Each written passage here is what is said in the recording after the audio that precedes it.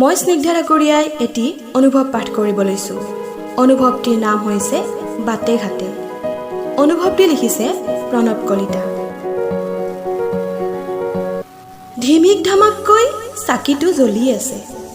ল'ৰাটোৱে বহু কষ্ট কৰি আখৰকেইটা মনিবলৈ চেষ্টা কৰিছে, যেন জখলা এডালত বগাবলৈ বাৰে বাৰে চেষ্টা কৰিছে। ব্যৰ্থতা সি সহ্য কৰিব পৰা নাই। এটা সময়ত চাকিটো নুমাই গ'ল, হয়তো ইন্ধন শেষ হ'ল। এন্ধাৰতে ল'ৰাজনে কিতাপখন সাবটি তেনেকৈ বস্তাটোত শুই পৰিল। পৰীক্ষা কেনেকুৱা হ'ল? মানুহজনে সোধে।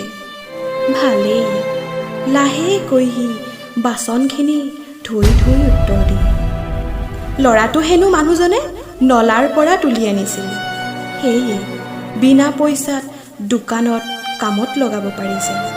নহ'লে কি নৰ্দমাৰ পোকক কোনোবাই মন্দিৰত থ'ব নেকি? মানুহ দুজনমানৰ কথোপকথনত সি এইবোৰ কথা স্পষ্টকৈ শুনা পাইছিল। বুকুখনত এক বিষ অনুভৱ কৰিছিল আৰু লাহেকৈ সন্মুখৰ নলাটোলৈ চাই ৰৈছিল। নিজকে সোধেহি, মোৰ পৰিচয় কি?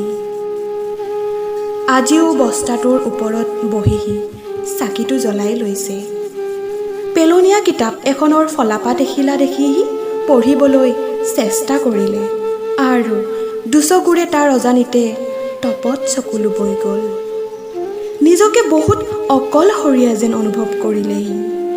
থুকাথুকি মাতেৰে নিজকে কোৱাৰ দৰে আক্ষেপেৰে কৈ উঠিল, যদি এয়াই সঁচা হয় তেনেহ'লে এনেকুৱা কি পৰিস্থিতি আছিল মা, যাৰ বাবে মোৰ পৰিচয় অস্তিত্ব সকলো সেই নলাটো হ'ল? কিহৰ ফচল আছিলোঁ মই?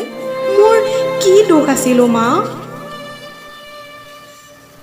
কিতাপৰ সেই ফলাপাতখনত লিখা আছিল, এজনী বেশ্যাৰো মাতৃ হৃদয় থাকে। চকুলো মচি মচি বস্তাটোক সাবটি ৰোৱা সেই সময়তে সি দূৰৈৰ পৰা ৰিৰি ৰিঙি ভাহি অহা সুৰ এটি শুনিবলৈ পায়।